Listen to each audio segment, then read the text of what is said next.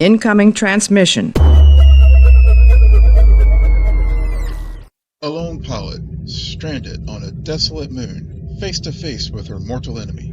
It's a sci-fi setup as classic as they come, one that promises high stakes, personal growth, and maybe, just maybe, a little understanding. I'm Will, and welcome to another episode of Cine Nerd Presents Blur Trek. In this latest episode of Strange New Worlds, it's finally Erica Ortegas' turn. After nearly 3 full seasons of being a fan-favorite hotshot pilot who flies the ship, she finally gets her own spotlight episode. But does it let her truly shine? Or does it just slot her back into a story we've seen a dozen times before? In the episode Terrarium, a shuttle mission goes wrong and Ortegas is pulled through a wormhole, crash landing on a barren moon with nothing more but her wits and some spare parts. The opening is tense and compelling, with Melissa Navia selling every moment as Ortegas talks to herself, rigs a water condenser, and fights to survive. But pretty soon, she realizes she's not alone. There's another survivor, a Gorn pilot. This forces Ortegas, who is still reeling from her last traumatic encounter with the Gorn, into a reluctant team-up. And this is where the feeling of deja vu starts to creep in. Sound familiar?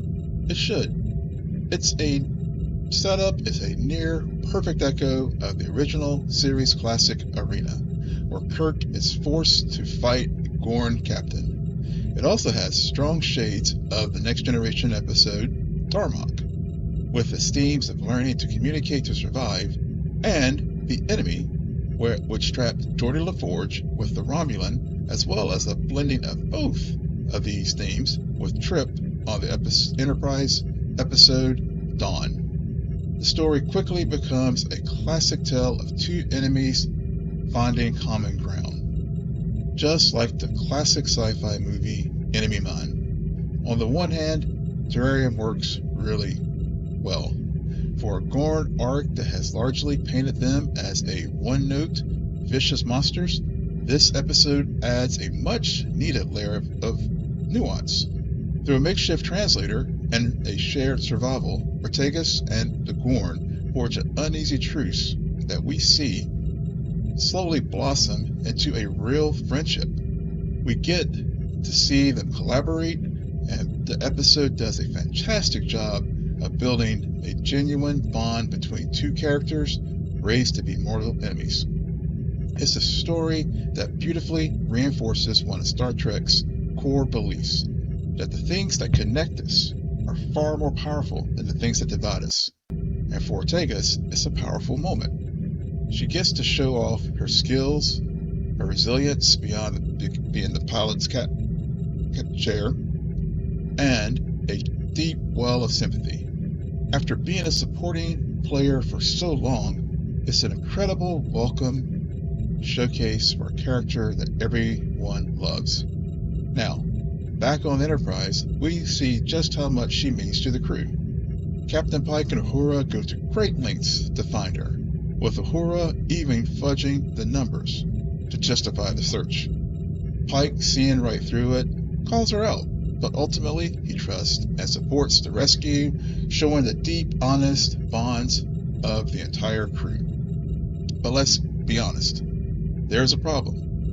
And while it's fantastic to see Ortegas finally getting her due, the episode feels more like a well-executed retread than a true revelation. It takes the classic sci-fi trope and does it justice, but it doesn't really break any new ground. It leaves us asking, was this a powerful character study, or was this just a recycled plot? And perhaps the biggest missed opportunity in Terrarium is just how it sidesteps Ortegas' trauma. The season started with a powerful storyline for her, showing the PTSD-like symptoms from her last run-in with the Gorn. But that thread was mostly dropped in the episodes that followed, leaving her character arc feeling unfinished. This is especially noticeable when compared to the other character explorations this season. In this episode, for instance, we saw Uhura quietly express her faith through prayer as a tense plan was being executed, giving us a glimpse into her inner world. Terrarium was the perfect chance to confront Ortega's trauma head on, to let her work through her fears in a meaningful way. But instead, the episode mostly shows us what we already know. She's tough, she's a survivor, and she can MacGyver her way through just about any situation. We see her skills, but we don't get much insight into her soul.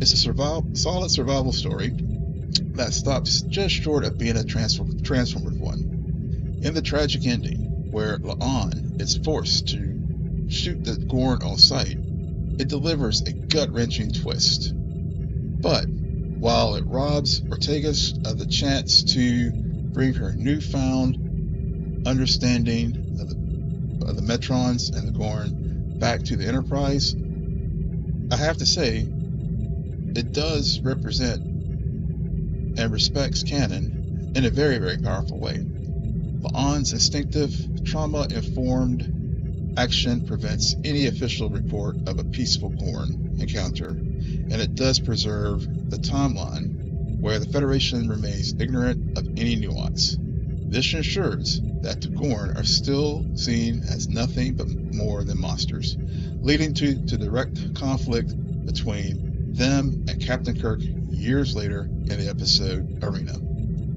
This also preserves the significance of Kirk's own journey, giving him the opportunity to show the Metrons that humanity can choose mercy by refusing to finish off his Gorn opponent.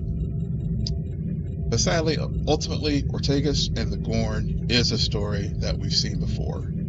Terrarium is a well-acted, solid hour of Star Trek that hits all the familiar beats of the forced team-up plot. It gives Melissa Navia a fantastic platform to shine and adds some welcome depth to the Gorn. But in the end, it plays it safe, choosing a beloved trope over a deeper, more challenging character exploration of its lead character. The episode definitely shows Ortega's strengths, but doesn't really expand them, leaving us with the same capable, witty pilot we've known all along.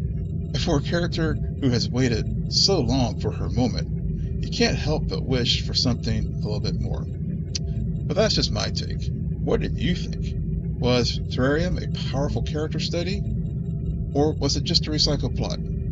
Let me know in the comments below, and if you enjoyed this video, be sure to like this video and hit that subscribe button for more deep dives into the final frontier.